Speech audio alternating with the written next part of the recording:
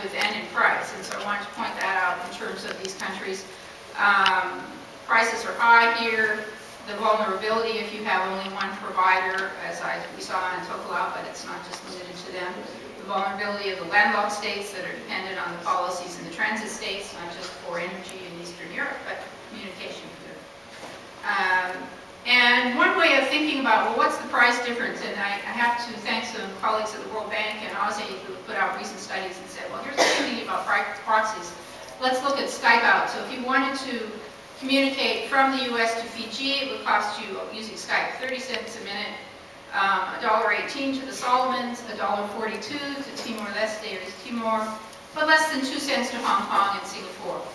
So if you just use those as kind of a rule of thumb, looking at the difference, these countries are still at a very significant disadvantage in terms of pricing,